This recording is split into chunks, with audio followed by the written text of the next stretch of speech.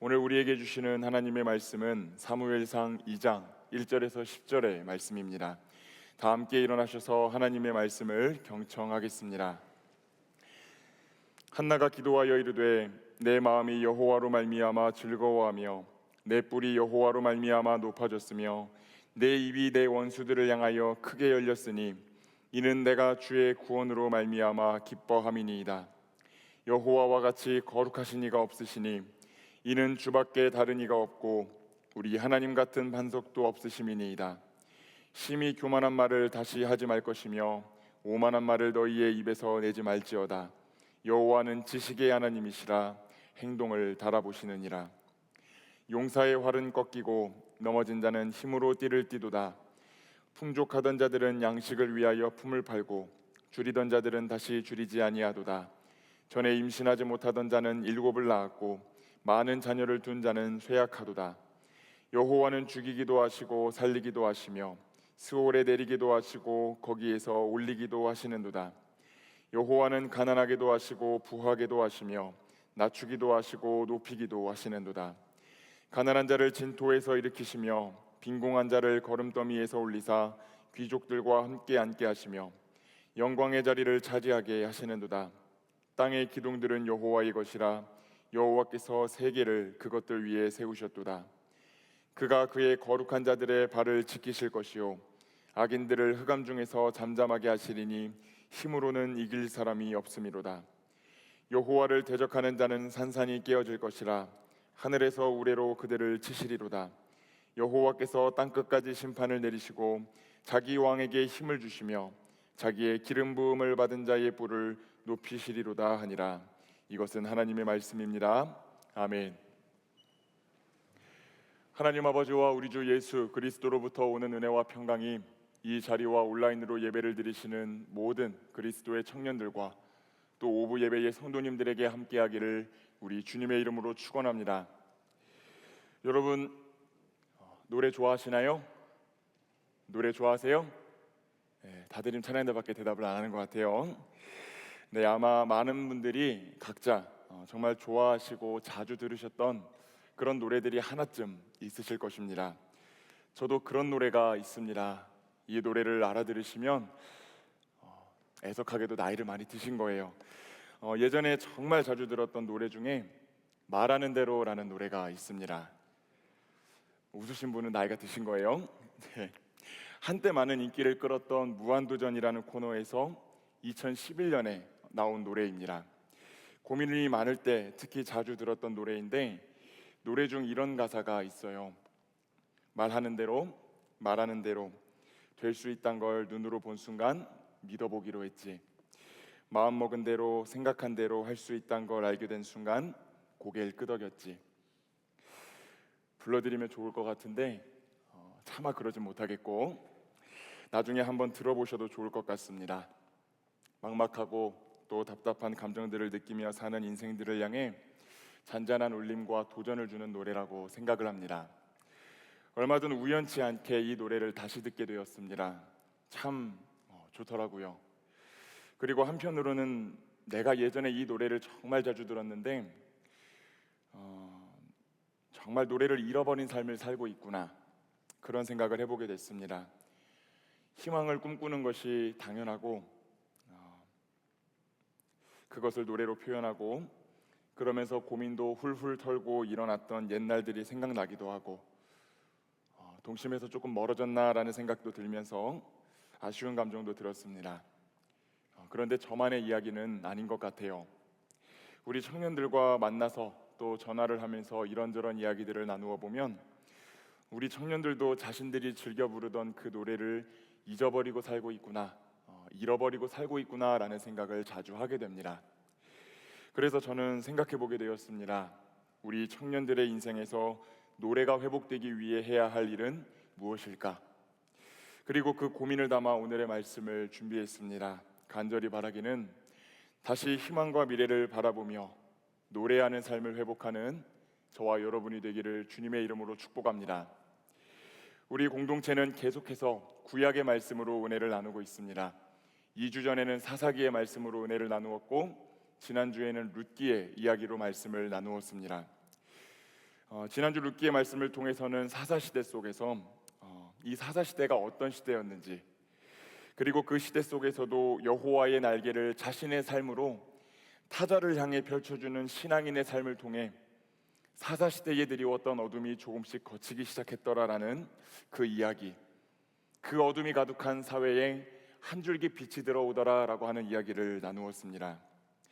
오늘 우리가 읽은 사무엘서는 그 사사시대에서 왕이 이스라엘을 다스렸던 왕정시대로 넘어가는 과도기에 있었던 일을 그리는 성경입니다. 우리는 사사시대가 어떤 시대였는지에 대해 나누었습니다. 왕이 없어서 사람들이 자기 소견에 옳은 대로 행했던 시대, 참 왕이신 하나님이 계시지만 그분을 왕으로 모시기 싫어했던 시대가 사사시대였다라고 말씀을 드렸습니다. 그래서 이 사사라고 이름하는 임시 지도자들이 계속해서 또 반복해서 일어나면서 나라를 다스렸지만 혼란과 무질서가 종식되지 않고 오히려 가중되는 것을 우리가 보았지요. 그런데 이 사무엘서 중간을 살펴보면 그 이스라엘 백성들은 그 혼란을 종식시키기 위한 방법으로 무엇을 생각하냐면 인간 왕을 세우는 것이 필요하겠다라는 생각을 합니다. 그래서 당시의 리더였던 사무엘을 향하여서 이렇게 요청을 합니다. 다 함께 사무엘상 8장 5절의 말씀을 한번 읽어보도록 하겠습니다. 그에게 이르되 보소서, 당신은 늙고 당신의 아들들은 당신의 행위를 따르지 아니하니 모든 나라와 같이 우리에게 왕을 세워 우리를 다스리게 하소서 한지라. 아멘. 백성들이 말합니다. 우리에게 왕을 세워달라. 무엇처럼 세워달라고 말하지요? 모든 나라와 같이 우리에게도 왕을 세워달라라는 요청을 합니다. 여기서 우리는 이스라엘이 지금 정말로 범죄하고 있는 것이 모든 나라와 같이 되려 했던 것임을 알게 됩니다.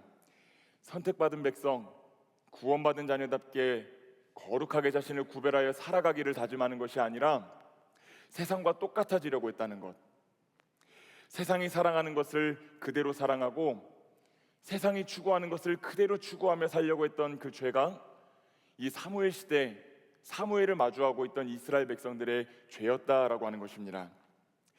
당연히 이 사무엘은 인간왕을 세워달라는 백성들의 말에 부정적인 감정을 느낍니다. 물론 하나님도 달가워하지 않으셨습니다.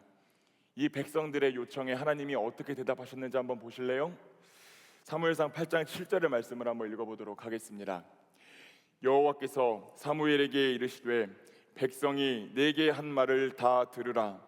이는 그들이 너를 버림이 아니요 나를 버려 자기들의 왕이 되지 못하게 함이니라. 하나님이 말씀하십니다. 백성들이 버린 것은 사무엘 너가 아니라 나야. 그러나 하나님은 그렇게 자신의 불쾌함과 서운함을 백성들에게 표현하시면서도 백성들을 위해서 왕을 세워주시겠다라고 말씀하십니다. 잦은 외세의 침입 앞에서 국가 조직이 제대로 이루어지지 않았고 또 상비군 제도가 그 이스라엘 안에 없었기 때문에 걸핏해서 쳐들어오는 외세의 침략이 있을 때마다 이스라엘이 무너지는 그런 형국에 처해 있었기 때문에 하나님은 실제 자신의 백성들의 생활을 개선해 주기 위해서라도 인간왕을 허락해 주시겠다라고 말씀하신 것입니다. 그러나 이스라엘의 왕정은 당시에 주변 이방 나라들과 비교해 봤을 때 독특한 체제를 가지고 있습니다. 저는 여러분들이 이걸 잘 기억해 주시면 좋겠는데, 고대 근동에서는 이 왕과 이 왕이 섬기는 신이 동일한 존재였습니다. 그러나 이스라엘에서 인간왕은 진정한 왕이신 하나님의 통치 안에 머물고 하나님의 통치를 실제적으로 구현해내는 대리자의 역할에 머무는 것이 이스라엘의 왕이었습니다. 이렇게 하나님의 통치 안에 인간 왕의 통치가 종속되는 이 구조를 향해서 신정 안에서의 왕정이라고 부릅니다. 한번 따라해 보겠습니다. 신정 안에서의 왕정. 그래서 이스라엘 왕은 등극할 때 그 머리에 기름을 부어가지고 등극을 했습니다. 하나님과의 언약에 종속된 존재로서 인간왕은 하나님의 뜻에 따라, 하나님의 말씀에 따라 통치를 잘 해내면 그 왕위가 영구히 지속되고, 하나님을 배신하고 그 말씀에서 멀리 떨어져 살게 되면 하나님께 심판을 받아서 언제든지 폐위될 수 있는 위치가 이스라엘의 왕이었습니다. 이게 당시 이스라엘 왕의 독특한 좀 자리였다라고 하는 것입니다. 그러니 사무엘서는 오늘 우리에게 수많은 인간 지도자들이 있지만 진정으로 우리 인생의 왕이 되시는 분이 누구신가에 대해서 질문합니다. 더불어 인간 왕정이 하나님의 통치 안에 머물러야 했던 것처럼 인간이 국가와 사회를 이루며 만들어가는 모든 것들이 하나님의 뜻과 통치 안에서 이루어져야 된다라는 메시지도 우리에게 넌지시 전달합니다. 그 사회 안에 있는 정치나 경제나 사회나 문화나 교육이나 모든 영역 가운데 하나님의 뜻이 구현되고 풀어져야 된다라고 하는 것입니다. 그래서인지 이 사무엘서의 시작은 어떤 걸출하고 뛰어나다라고 여겨지는 인물의 이야기로 시작을 하는 것이 아니라 한 명의 힘없는 여인의 이야기를 소개함으로 사무엘서가 시작이 됩니다. 사람이 아니라 하나님이 중요하다라는 메시지를 여기서부터 던지고 있는 것이지요. 사무엘서는 4명의 리더를 중심적으로 이야기를 풀어갑니다. 제일 먼저는 짧지만 제사장과 사사를 겸했던 엘리라고 하는 사람이 등장하고 그 엘리 다음에 저와 여러분이 잘 알고 있는 사무엘이 리더의 역할을 이어받습니다. 사무엘 이후에는 여러분들이 잘 알고 있는 이스라엘의 첫 번째 왕이었던 누구죠? 사울입니다. 사울이고 그 다음에 왕이 된 사람은 다윗입니다. 이 4명의 인물을 중심으로 이 사무엘서 이야기가 전개가 되는데 오늘 사무엘서의 서두는 이 4명의 인물의 이야기로 시작을 하는 것이 아니라 한나라고 하는 그 여인의 이야기로 시작을 합니다. 이 한나라는 여인이 이스라엘의 참된 왕이신 하나님을 어떻게 대했는가가 오늘 저와 여러분이 살펴볼 메시지입니다. 바라기는 이 한나의 삶의 자세가 저와 여러분의 모습이 되기를 축복합니다. 다 함께 사무엘상 1장 1절에서 2절의 말씀을 읽어보도록 하겠습니다. 에브라임 산지 라마다임 소빔에 에브라임 사람 엘가나라 하는 사람이 있었으니 그는 여로함의 아들이요 엘리후의 손자요 도후의 증손이요 숲의 현손이더라. 그에게 2 아내가 있었으니 한 사람의 이름은 한나요 한 사람의 이름은 브닌나라. 브닌나에게는 자식이 있고 한나에게는 자식이 없었더라. 아멘. 오늘 본문 말씀을 보면 엘가나라고 하는 사람이 등장합니다. 그리고 이 사람의 아내가 바로 한나입니다. 이 엘가나에게 대해서는 복잡한 수식어가 붙어 있죠. 그 아버지가 누구고 할아버지는 누구고 증조할아버지는 누구고 외우실 필요 없습니다. 외우시지도 않겠지만 저도 모르겠어요. 이 사람들이 누군지. 아무튼 이렇게 족보를 나열하는 이유는 무엇일까요? 바로 이 엘가나가 당시 사람들에게 이렇게 말하면은 누구라도 뼈대 있는 집안의 가문 사람이구나라는 것을 알게끔 해주는 장치라는 것입니다. 그 엘가나에게 2명의 아내가 있었습니다. 한나와 브닌나라는 여인입니다. 엘가나는 이 한나를 훨씬 더 사랑했다라고 성경은 기록하고 있고요. 그래서 본문을 보면 브닌나는 자식이 있었고 이 한나는 자식이 없었는데 그래서 이 브닌나가 계속해서 한나를 괴롭혔더라라는 본문이 나와요. 그러니까 이 한나를 보면 뼈대 있는 가문에 시집을 간 사람이고 또 남편으로부터 사랑받는 아내이고 그럼에도 불구하고 아이를 가지지 못하는 여성이었다라고 소개합니다. 이거를 한 문장으로 줄여 말하면 한나에게 있어서 과거와 현재는 있지만 미래가 없었다라고 하는 것을 우리는 보게 되지요. 이 엘가나는 레위인이었습니다. 그래서 1년에 한 번씩 하나님의 성소가 있는 실로라고 하는 지역에 가서 하나님께 제사를 드리고 제사를 마친 후에는 그 제물을 가지고 가족들과 함께 나누어 먹었어요. 그런데 제사를 마치고 식사하는 그 순간마저도 이 한나는 밥을 제대로 먹을 수가 없었다라고 합니다. 왜냐하면 한나를 시기했던 이 브닌나가 자꾸 그렇게 함께 식사를 할 때마다 한나를 충동질하고 화를 돋구고 격분시켰기 때문입니다. 아마 임신하지 못하는 것을 약점 삼아 한나를 많이 모욕했던 것 같아요. 그러니 한나는 그럴 때마다 울고 불고 먹지 못했다라고 성경이 말하지요. 하나님 앞에 나와 예배하고 가족이 시간을 보내는 그 자리가 우리가 보편적으로 생각해 보면 기쁨의 시간이 되어야 될 것 같은데 오히려 한나에게는 비참해지는 자리가 되었다라고 하는 것입니다. 근데 그러면 꼭 엘가나가 와서 위로 아닌 위로를 해주는 걸 볼 수가 있어요. 한나, 왜 울어요? 왜 먹지 않아요? 내가 당신에게 있어 10아들보다 낫잖아요. 서러워 죽겠는데 하나 있는 남편이 눈치가 너무 없어요. 아무튼 이 한나의 상황은 우리로 하여금 정말 많은 걸 생각해 보게 합니다. 과거와 현재는 있으나 미래가 없는 인생, 예배의 자리에서 눈물을 흘리는 것이 그것 말고는 할 수 있는 것이 없는 인생, 대적의 괴롭힘으로 인해 비통해야 하는 인생. 어쩌면 그 한나의 모습은 이 자리에 모여 예배하는 저와 여러분의 모습이 아닌가라는 생각을 해보게 됩니다. 걸어온 길은 있으나 무엇을 준비하고 앞으로 무엇을 해야 될지, 무엇을 해서 먹고 살아야 될지 감조차 잡히지 않아서 두려운 마음으로 매일을 살아가는 인생. 예배의 자리에 지금 앉아는 있지만 기쁨과 감격을 누려본 것이 언제였는가 생각도 나지 않는 인생. 외부로부터 오는 끊임없는 압박으로 인해 괴로워하고 고심하는 그런 우리 청년들과 성도님들의 모습이 어쩌면 이 한나라고 하는 여인의 모습과 같지 않나 생각해 보게 된다는 것입니다. 이 한나라는 이름의 뜻은 은혜입니다. 그러나 얼핏 봐도 이 여인의 삶에는 은혜가 보이질 않습니다. 아무것도 보이지를 않아요. 사랑하는 여러분, 그게 지금 나의 삶이라고 말하고 싶은 분들은 안 계신가요? 지금 내 삶에는 아무것도 없는 것 같고 남들은 다 받았다고 말하는 은혜가 정작 나에게는 없다 생각하며 근심하고 괴로워하고 계신 분들은 안 계십니까? 오늘 한나는 은혜라고는 찾아볼 수 없는 자신의 삶을 향하여 눈물을 흘립니다.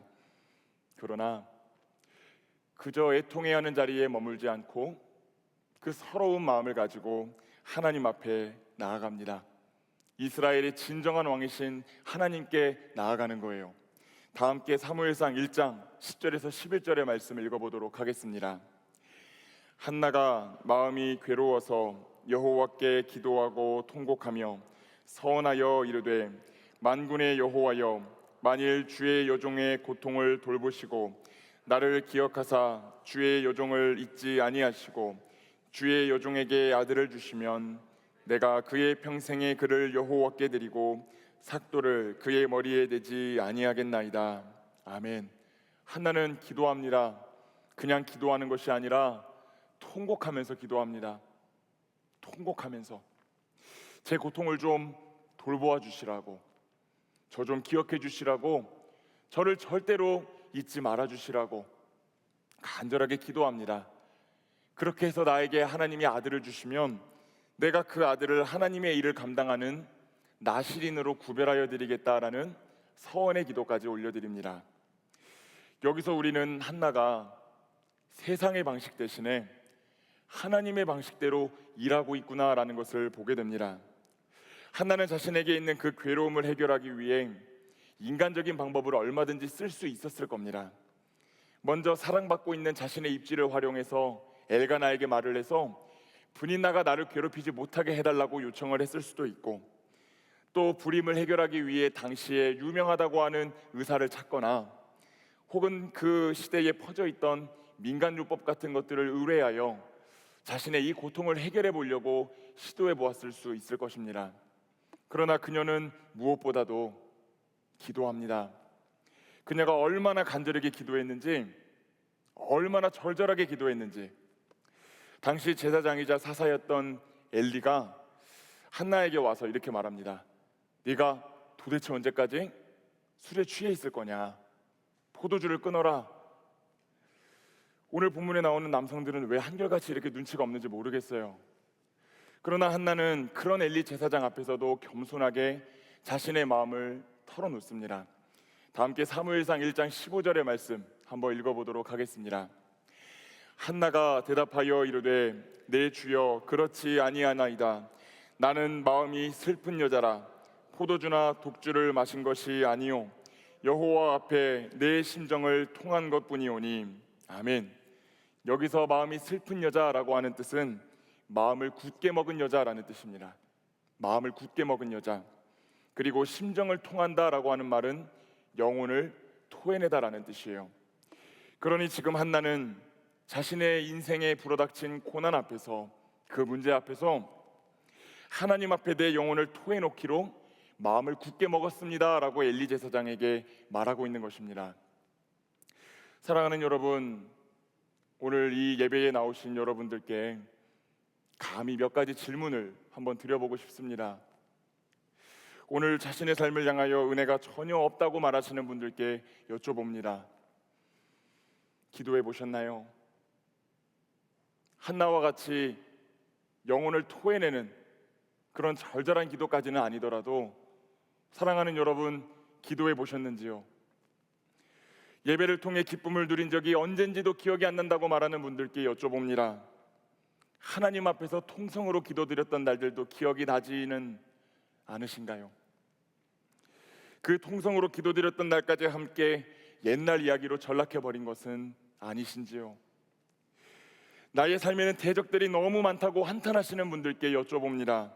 하나님께 기도하기보다 인간왕을 구했던 이스라엘 백성들의 모습처럼 세상의 방식대로 살아가는 것에 더 익숙한 모습을 하고 계시지는 않으신지요? 오늘 하나님은 이 한나의 이야기를 통해 이 자리에 있는 저와 여러분이 다시 기도하는 인생이 되어야 된다라고 말씀하십니다. 문제 앞에서, 답답함 앞에서, 비통함 앞에서 다시 기도를 시작하고 기도를 쌓는 인생이 되어야 된다라고 저와 여러분에게 말씀하신다는 거예요. 간절히 바라기는 다시 기도하시고 통성으로 기도하시고 세상이 아닌 하나님께 매달리는 삶을 회복하는 저와 여러분이 되기를 우리 주님의 이름으로 축복합니다. 하나님께서는 그렇게 간절히 자신을 찾은 한나에게 응답하셨습니다. 다 함께 사무엘상 1장 20절의 말씀을 한번 읽어보도록 하겠습니다. 한나가 임신하고 때가 이르매 아들을 낳아 사무엘이라 이름하였으니 이는 내가 여호와께 그를 구하였다 함이더라. 아멘. 한나의 기도는 응답을 받았습니다. 그리고 그 아들의 이름을 사무엘이라고 짓습니다. 그 이름의 뜻은 그의 이름은 하나님이시다라는 뜻입니다. 그리고 그렇게 이름을 지은 이유를 내가 여호와께 그를 구하였다라는 데서 찾습니다. 여러분 한번 따라해 보겠습니다. 여호와께 구하였다. 여러분들도 여호와께 구하는 인생을 살아가시기를 축복합니다. 그렇게 아들을 얻은 한나는 자신이 기도했던 대로 그 아들을 하나님께 바칩니다. 그렇게 하나님 앞에 바쳐진 사무엘은 하나님의 성전에서 무럭무럭 자랐고 제사장인 엘리가 죽은 후에는 이스라엘의 사사가 되어 당시 이스라엘을 괴롭히는 블레셋이라는 이방 민족의 침략으로부터 나라를 구해냅니다. 물론 여러분 중에는 그렇게 생각하시는 분들이 계실지 모르겠어요. 그렇게 애써서 기도해가지고 얻은 자식을 하나님께 다시 바칠 거면 나한테 남는 것이 아무것도 없는 것이 아닙니까? 그렇게 질문하시는 분들이 계실지 모르겠습니다. 그러나 기도의 응답으로 얻은 아들마저 하나님께 바친 한나를 위해 하나님이 그녀의 인생을 또 돌보셨더라라고 성경이 기록합니다. 다 함께 사무엘상 2장 21절의 말씀을 한번 읽어보도록 하겠습니다. 여호와께서 한나를 돌보시사 그로 하여금 임신하여 세 아들과 두 딸을 낳게 하셨고 아이 사무엘은 여호와 앞에서 자라니라. 아멘. 아이가 없어 수치와 모욕을 당하던 여인은 이제 다산의 축복을 누리는 여인으로 변화되었습니다. 은혜가 없다라고 눈물을 흘리는 자신의 삶을 향하여 나는 은혜 있는 여인이라고 선포할 수 있게 되었습니다. 기도하여 받은 것마저 하나님을 위하여 다 드렸을 때 하나님은 이 여인의 인생을 정말로 복되게 만들어 주셨습니다. 그런데 놀라운 일은 여기서 끝나지 않습니다. 한나는 자신의 기도가 응답을 받은 후 하나님 앞에서 노래하기 시작합니다. 그것이 오늘 저와 여러분이 읽었던 사무엘상 2장 1절에서 10절까지에 나와 있는 한나의 노래라고 불리는 단락입니다. 오늘 본문 2장 1절에서 한나는 내가 하나님으로 인하여 즐거워하고 기뻐한다라고 말하며 노래를 시작합니다. 그리고 하나님이 어떤 분이신가에 대해서 노래를 하는데 그 노래에 담긴 주제가 바로 역전입니다. 이 노래를 자세히 살펴보면 총 7개의 역전이 등장합니다. 몇 개의 역전이 등장한다고요? 7개의 역전이 등장합니다. 먼저 2장 4절 말씀을 한번 보면 용사의 활은 꺾이고 넘어진 자는 힘으로 띠를 띠도다라고 말하며 힘 있는 사람의 활이 꺾이고 넘어진 자가 다시 일어나게 된다라고 말하며 전쟁에서 역전이 된다라는 것을 보여줍니다. 또 2장 5절 말씀을 보면 풍족하던 자들은 양식을 위하여 품을 팔고 줄이는 자들은 다시 줄이지 아니하도다라고 말하며 부유했던 이들이 빈궁해지고 배를 골턴 이들이 배부른 삶을 살게 된다라고 말하며 음식에서 역전이 일어납니다. 5절 하반절을 보면 임신하지 못하는 자는 다복해지고 원래 다복했던 자는 힘을 잃었다라고 말합니다. 자녀에서 역전이 일어난 겁니다. 6절 말씀을 보면 삶과 죽음의 영역에서 역전이 일어납니다. 7절 말씀을 보면 가난과 부의 역전이 일어납니다. 8절 말씀은 조금 길어가지고 두 부분으로 나누어서 보면 좋을 텐데요. 먼저 보면은 가난한 자를 진토에서 일으키시며 귀족들과 함께 앉게 하시며 라고 기록되어 있는데, 가난한 자가 정말로 고귀하다 여겨진 귀족들과 함께 앉게 된다라고 말하며 사회적 지위가 역전된다라는 것을 말해줍니다. 마지막으로 빈궁한 자를 거름더미에서 올리사 영광의 자리를 차지하게 하시는도다라고 말하며 영광이 역전되는구나라고 하는 것을 우리는 보게 됩니다. 성경에서 7은 완전수를 의미합니다. 그러니 이 한나의 노래는 역전이 일어나는 7가지의 영역을 통하여서 하나님이 역전의 하나님이시고 이스라엘의 진정한 왕으로서 세상의 모든 영역을 자신의 뜻대로 통치하시는 놀라우신 왕이시다라고 하는 것을 저와 여러분에게 말해줍니다. 그런데 여러분들이 좀 시간을 내서 한번 사무엘서를 쭉 읽어보시면 좋겠어요. 제발 읽으세요. 여러분들이 시간을 내서 이 사무엘서를 한번 읽어보시면 이 사무엘서라는 성경이 한나의 노래대로 그대로 흘러가고 있다라고 하는 것을 우리는 보게 됩니다. 우리가 살펴보았던 것처럼 한나는 원래는 분인나에게 괴롭힘을 당하는 여인이었습니다. 그러나 그녀는 많은 아이를 낳게 되었고 분인나와의 지위와 위치가 역전되죠. 또 사무엘서에서는 이스라엘을 괴롭히는 민족으로 블레셋이 등장한다라고 말씀을 드렸습니다. 사무엘서 초반에는 이 블레셋이 이스라엘을 압도합니다. 그 과정에서 엘리와 그 아들들이 다 죽게 되죠. 그러나 사무엘이 리더가 되고 이스라엘은 블레셋을 향하여 대승을 거둡니다. 또 여러분들이 잘 알고 있는 블레셋의 장수 골리앗이 다윗에게 쓰러진 이야기도 이 사무엘서에 기록이 되어 있습니다. 모든 것들이 승리와 패배가 역전되고 있구나라고 하는 것을 보게 되는 겁니다. 더 나아가 이스라엘의 첫 번째 왕이었던 사울은 점점 교만하고 하나님을 멀리하다가 몰락하고 말았지만, 그 뒤를 이은 다윗은 사울에게 핍박을 받았지만 결국 이스라엘의 왕이 되어 이스라엘을 성공적으로 이끌었다라고 기록합니다. 이렇듯 사무엘서의 역사는 한나가 불렀던 역전의 노래대로 흘러가고 있음을 보게 됩니다. 하나님은 기도하는 자의 기도를 들으시는 분이시고 그 입술에서 나오는 찬양으로 세상을 운영하시는 분이십니다. 역전의 용사, 그 이름은 하나님이십니다. 믿으십니까?